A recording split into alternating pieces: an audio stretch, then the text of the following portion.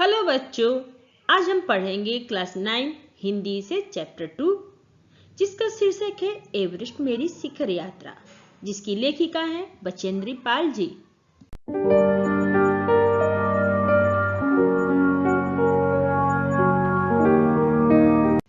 बच्चों, इस पाठ में बचेंद्री पाल जी अपनी एवरेस्ट पर की गई चढ़ाई और एवरेस्ट पर चढ़ने वाली प्रथम भारतीय महिला बनने के सफर की आत्मकथा को हम सभी के साथ साझा कर रही हैं। बचेंद्री पाल को एवरेस्ट पर चढ़ाई के दौरान क्या क्या समस्या हुई और उन्होंने तथा उनके साथियों ने किस तरह उन समस्या का सामना किया। बचेंद्री पाल उन सभी यादों को इस पाठ के माध्यम से सभी तक पहुंचाना चाहती हैं। बच्चों, बचेंद्री पाल अपनी एवरेस्ट की चढ़ाई के सफर की बात करते हुए कहती हैं कि एवरेस्ट पर चढ़ाई करने वाला दल 7 मार्च को दिल्ली से हवाई जहाज से काठमांडू के लिए चल पड़ा था। उस दल से पहले ही एक मजबूत दल बहुत पहले ही एवरेस्ट की चढ़ाई के लिए चला गया था, जिससे कि वो बचेंद्री पाल जी वाले दल के बेस कैंप पहुंचने से पहले बर्फ के गिरने के कारण बने कठिन रास्ते को साफ कर सके।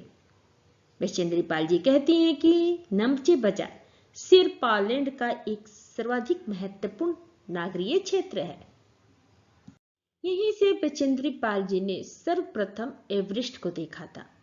बचेंद्री पाल जी कहती हैं कि लोगों के द्वारा बचेंद्री पाल को बताया गया कि शिखर पर जाने वाले प्रत्येक व्यक्ति को दक्षिणी पूर्वी पहाड़ी पर तूफानों को झेलना पड़ता है, विशेषकर जब मौसम खराब होता है।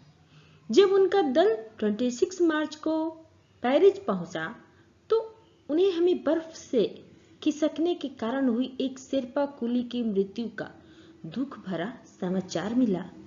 16 शेर्पा कुलियों के दल में से एक की मृत्यु हो गई और 4 घायल हो गए थे।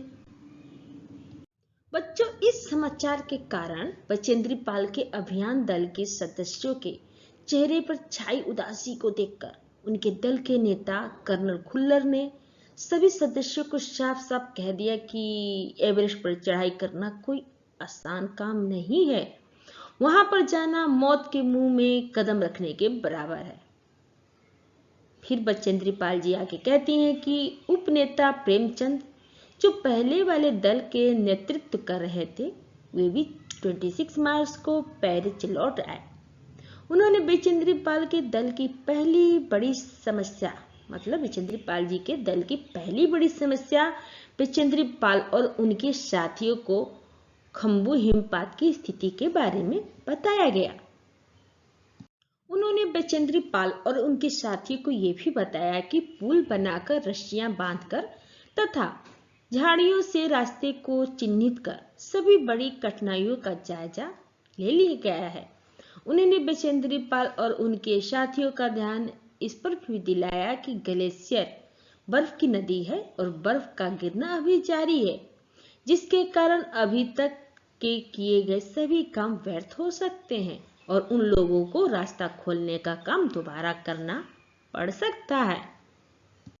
बचेंद्री पाल आगे कहती है कि बेस कैंप में पहुंचने से पहले उन्हें और उनके साथियों को एक और मृत्यु की खबर मिली। जलवायु को सही न होने के कारण एक रसोई सहायक की मृत्यु हो गई थी। निश्चित रूप से अब बचेंद्री पाल और उनके साथी आशा उत्पन्न करने की स्थिति में नहीं चल रहे थे। बच्चों, सभी घबराए हुए थे कि बेस कैंप पहुंचने पर दूसरे दिन बचेंद्री पाल जी ने एवरेस्ट पर्वत तथा इसके अन्य श्रेणियों को देखा। बचेंद्री पाल हैरान होकर खड़ी रह गई।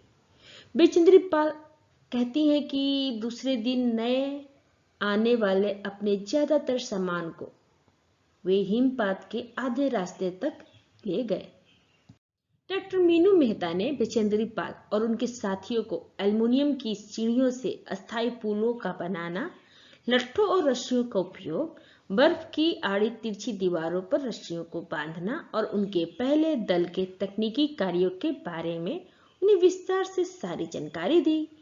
बचेंद्री पाल आगे कहती हैं कि उनका तीसरा दिन हिमपात से कैंप एक तक सामान ढोकर चढ़ाई के अभ्यास करने के लिए पहले से ही निश्चित था। रीता, गोबू तथा बचेंद्री पाल साथ साथ चढ़ रहे थे। उनके पास एक वॉकी टॉकी था जिससे वे अपने हर कदम की जानकारी बेस कैंप पर दे रहे थे।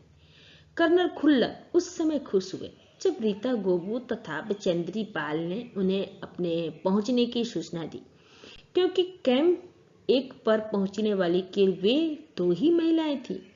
जब अप्रैल में बचेंद्री पाल कैंप बेस में थी, तेनजिंग अपनी सबसे छोटी सुपुत्री डेकी के साथ उनके पास आए थे।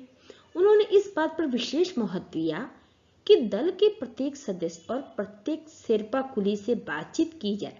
बचेंद्री पाल आगे कहती हैं कि जब उनकी बारी आई तो उन्होंने अपना परिचय यह कहकर दिया कि वे इस चढ़ाई के लिए बिल्कुल ही नई सीखने वाली हैं और एवरेस्ट उनका पहला अभियान है। इस पर तेनजिंग हंसे और बचेंद्री पाल से कहा कि एवरेस्ट उनके लिए भी पहला अभियान है, लेकिन यह भी स्पष्ट किया कि शिखर पर पहुंचने से पहले उन्हें 7 बार एवरेस्ट पर जाना पड़ा था। फिर अपना हाथ बचेंद्री पाल के कंधे पर रखते हुए उन्होंने कहा कि बचेंद्री पाल एक पक्की पर्वतीय लड़की लगती हैं, उसे तो शिखर पर पहले ही प्रयास में पहुंच जाना चाहिए।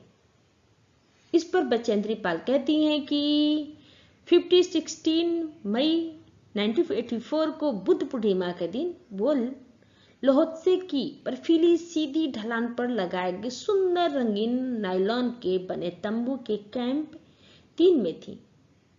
वो गहरी नींद में सोई हुई थी कि रात में 12:30 बजे के लगभग उनके सिर के पिछले हिस्से में किसी एक सख्त चीज के टकराने से उनकी नींद अचानक खुल गई और साथ ही एक जोरदार धमाका भी हुआ।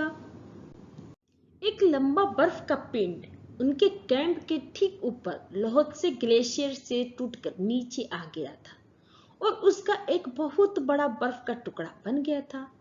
लोब्सांग अपनी स्विस छुरी की मदद से बचेंद्री पाल और उनके साथियों के तंबू का रास्ता साफ करने में सफल हो गए थे।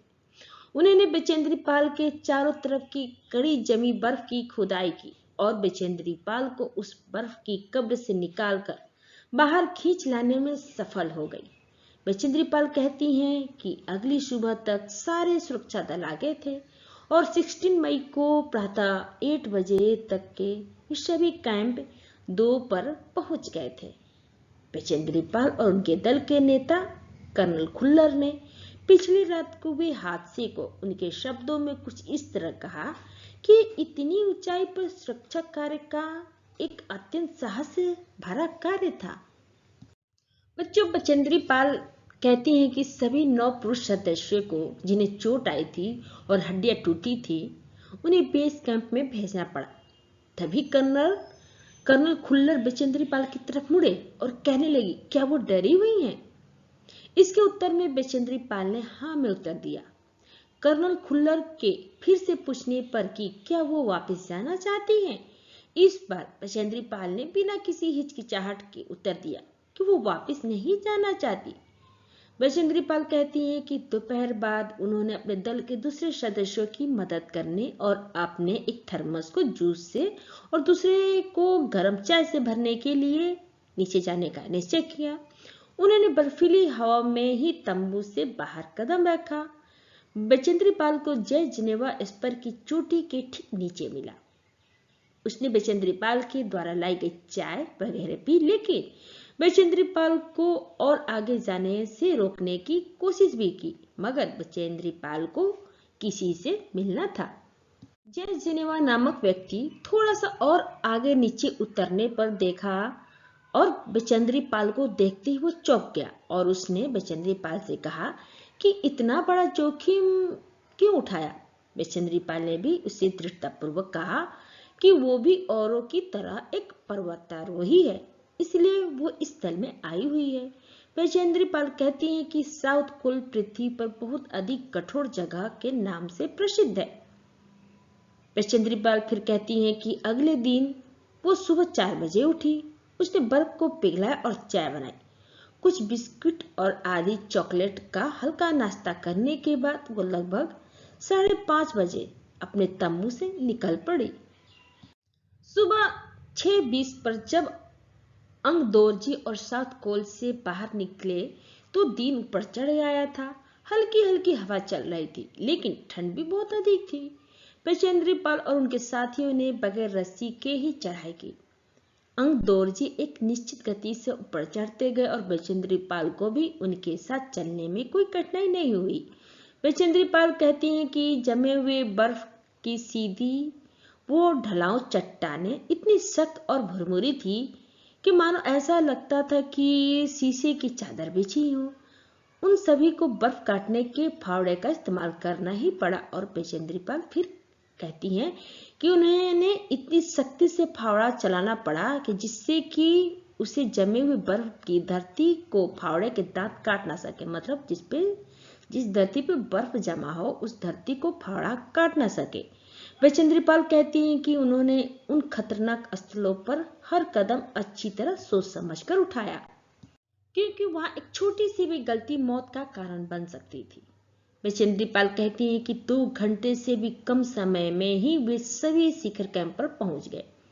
अंगदोरजी ने पीछे मुड़कर देखा और उन्होंने कहा कि पहले वाले दल ने शिखर कैंप पर पहुंचने में 4 घंटे लगाए थे और यदि अब उनकी दल इस गति से चलता रहे, मतलब उनकी दल की गति इसी तरह से चलता रहे, तो वो शिखर पर दोपहर 1 बजे तक पहुंच जाएंगे। लाहाटू ने ध्यान दिया कि बचेंद्री पाल इन ऊंचाइयों के लिए सामान्यतः आवश्यक 4 लीटर ऑक्सीजन की अपेक्षा लगभग 2.5 लीटर ऑक्सीजन प्रति मिनट की दर से लेकर चढ़ रही थी। उन्होंने बचेंद्री पाल के रेगुलेटर पर ऑक्सीजन की आपूर्ति बढ़ाई। बचेंद्री पाल कहने लगी कि उन्हें महसूस हुआ कि सीधी और कठिन चढ़ाई भी अब आसान लग रही है। बचेंद्री पाल कहती हैं कि दक्षिणी शिखर के ऊपर हवा की गति बढ़ गई। उस ऊंचाई पर तेज हवा के झोंके भुरभुरे बर्फ के कणों को चारों तरफ उड़ा रहे थे, जिससे दृश्यता शून्य तक आ गई थी। कुछ भी देख पाना संभव नहीं हो पा रहा था। अनेक बार देखा कि केवल थोड़ी दूर के बाद कोई ऊंची चढ़ाई नहीं है, ढलान एकदम सीधा नीचे चला गया। ये देखकर बचेंद्री पाल कहती हैं कि उनकी तो सांसें मानो रुक गई। उन्हें विचार है कि सफलता बहुत नजदीक है। 23 मई 1984 के दिन दोपहर के 1:07 पर वो एवरेस्ट की चोटी पर खड़ी थी। एवरेस्ट की चोटी पर पहुंचने वाली बचेंद्री पाल प्रथम भारतीय महिला थी। बचेंद्री पाल कहती हैं कि एवरेस्ट की चोटी की नोक पर इतनी भी जगह नहीं थी कि 2 व्यक्ति साथ साथ खड़े हो सके। चारों तरफ हजारों मीटर लंबी सीधी ढलान को देखते हुए उन सभी के सामने प्रश्न अब सुरक्षा का था। उन्होंने पहले बर्फ के फावड़े से बर्फ की खुदाई कर अपने आप को सुरक्षित रूप से खड़ा रहने लायक जगह बनाई। खुशी के इस पल में बचेंद्री पाल को अपने माता पिता का ध्यान आया। बचेंद्री पाल कहती हैं कि जैसे वो उठी, उन्होंने अपने हाथ जोड़े और वो अपने रज्जू नेता अंगदोरजी के प्रति आदर भाव से झुकी। अंगदोरजी जिन्होंने बचेंद्री पाल को प्रोत्साहित किया और लक्ष्य तक पहुंचाया। बचेंद्री पाल ने उन्हें बिना ऑक्सीजन के एवरेस्ट की दूसरी चढ़ाई चढ़ने पर बधाई भी दी।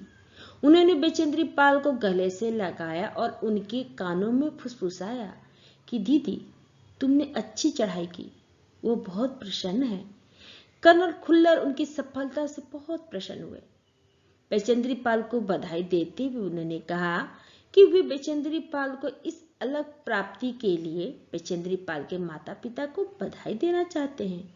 वे बोले कि देश को बचेंद्री पाल पर गर्व है और अब वो एक ऐसे संसार में वापस जाएंगी जो उसके द्वारा अपने पीछे छोड़े हुए संसार से एकदम अलग होगा।